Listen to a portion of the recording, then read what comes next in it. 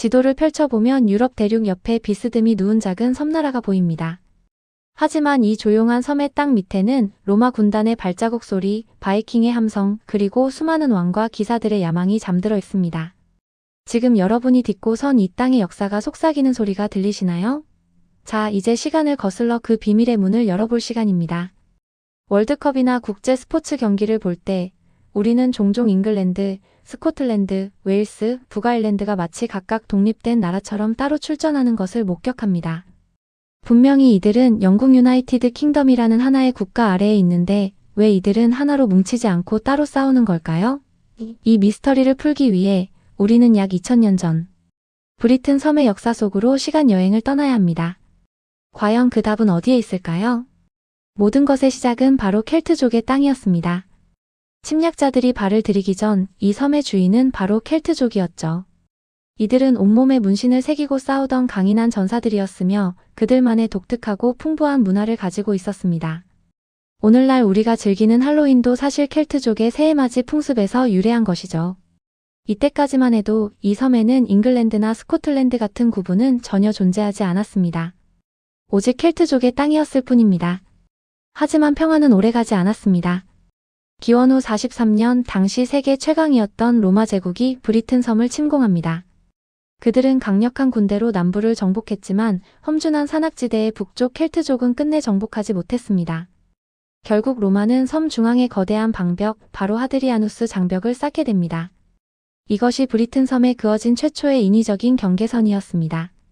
로마는 남부를 400년간 지배하며 길을 닫고 런던 론디니움, 바스 온천 도시 같은 도시를 건설하며 문명의 꽃을 피웠습니다.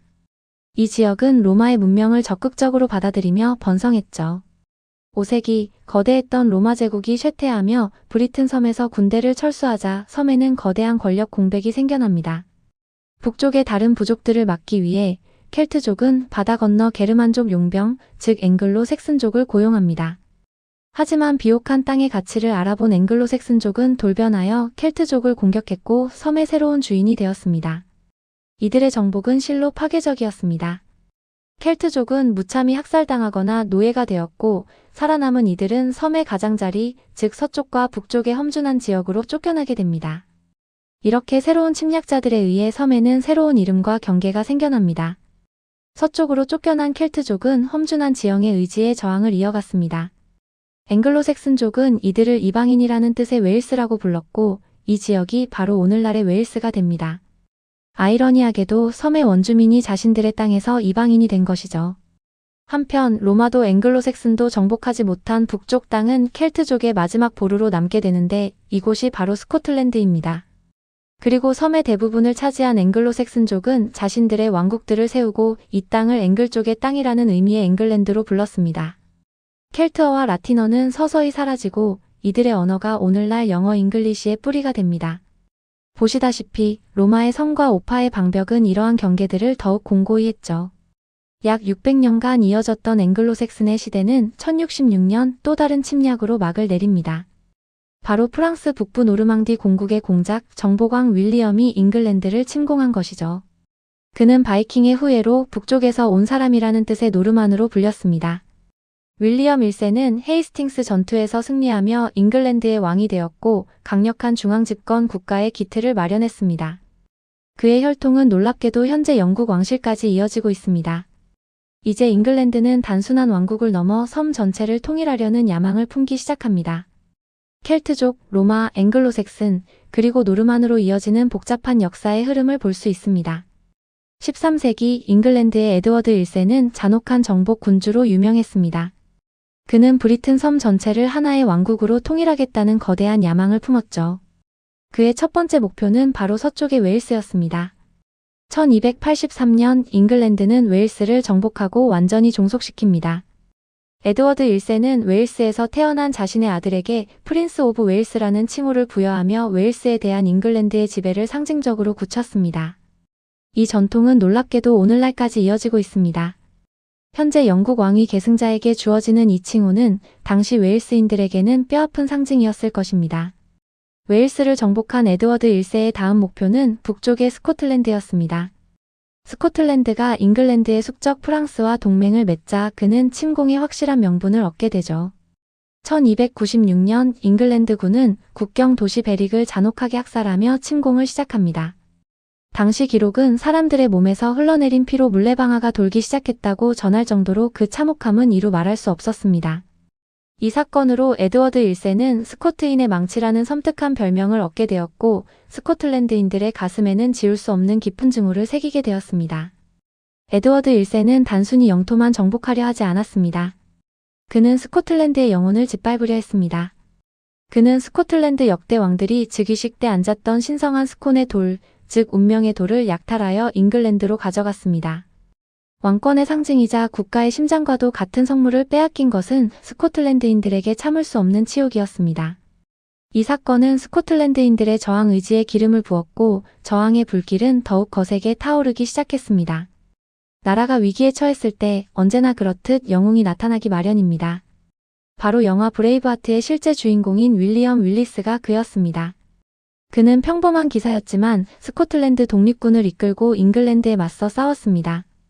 특히 1297년 스털링 다리 전투에서는 지형을 이용한 뛰어난 전략으로 잉글랜드 대군을 격파하는 기적을 이뤄냅니다. 윌리엄 윌리스는 스코틀랜드인들에게 희망의 상징이자 우리 한국의 이순신 장군과 같은 존재가 되었습니다. 하지만 윌리스의 활약은 오래가지 못했습니다. 그는 결국 잉글랜드 군에 붙잡혀 런던으로 끌려가게 됩니다. 에드워드 1세는 반역의 싹을 완전히 자르기 위해 역사상 가장 잔혹한 형벌을 내립니다. 윌리스는 말에 매달려 10km를 끌려가고 죽기 직전까지 목을 매달렸으며 눈앞에서 내장을 불태우고 심장을 도려내고 마지막에는 참수 후 사지를 절단하는 끔찍한 방식으로 처형당했습니다. 그러나 이 끔찍한 처형은 스코틀랜드의 저항 의지를 꺾는 대신 오히려 그들의 분노에 불을 붙여 윌리스를 영원한 순교자로 만들었습니다. 윌리엄 윌리스가 죽은 후에도 스코틀랜드의 독립운동은 꺾이지 않고 계속되었습니다. 마침내 1314년 스코틀랜드군은 벤업번 전투에서 잉글랜드 군을 결정적으로 패배시키며 전쟁의 흐름을 완전히 바꿉니다. 결국 30년간의 긴 전쟁에 지친 잉글랜드는 1328년 조약을 통해 스코틀랜드의 완전한 독립을 인정할 수밖에 없었습니다. 이로써 잉글랜드의 브리튼 선무력 통일 계획은 실패로 돌아갔고 스코틀랜드는 누구도 정복하지 못한 독립국가로서의 정체성을 확고히 다지게 됩니다. 다시 우리가 처음 던졌던 질문으로 돌아가 봅시다. 왜 영국은 4개의 나라로 나뉘어 스포츠 경기에 출전할까요? 그 답은 바로 이 역사 속에 있습니다. 로마는 브리튼 섬을 남과 북으로 갈랐고 앵글로색슨족은 원주민 켈트족을 서쪽과 북쪽으로 몰아내며 잉글랜드, 웨일스, 스코틀랜드의 원형을 만들었습니다. 그리고 잉글랜드의 무자비한 정복 전쟁은 이들을 하나로 융합시킨 것이 아니라 오히려 각자의 정체성을 지키기 위한 처절한 저항을 불러일으켰습니다. 이들의 분열은 수백 년간의 피와 눈물로 아로새겨진 역사적 결과인 것입니다. 이처럼 역사는 단순한 과거가 아니라 현재 진행형입니다. 수백 년이 지난 지금도 이 역사적 감정의 골은 깊게 남아 있습니다. 스코틀랜드 축구 팬들 사이에는 이런 유명한 말이 전해집니다. 나는 두 팀을 응원한다. 스코틀랜드 그리고 잉글랜드와 맞붙는 그 어떤 팀이든. 이 말은 단순한 농담이 아니라 깊은 역사적 배경에서 비롯된 그들의 정서를 보여주는 것이죠. 정치적으로는 1707년 연합법을 통해 연합왕국 유나이티드 킹덤으로 합쳐졌지만 이들은 여전히 스스로를 별개의 국민 네이션으로 여기고 있습니다. 스포츠는 바로 그들의 자부심을 표현하는 가장 강력한 무대인 셈입니다. 영국의 국기 유니언 잭은 이 복잡한 역사를 상징적으로 보여줍니다. 잉글랜드의 십자가와 스코틀랜드의 십자가, 그리고 나중에 추가된 아일랜드의 십자가가 합쳐진 모습이죠. 하지만 여기에는 웨일스의 상징인 용은 보이지 않습니다. 왜일까요? 잉글랜드에 가장 먼저 정복되어 이미 잉글랜드의 일부로 간주되었기 때문입니다. 하나의 깃발 아래 각기 다른 역사를 가진 국가들이 어떻게 연합하고 또 갈등했는지를 보여주는 마지막 증거라고 할 수 있습니다.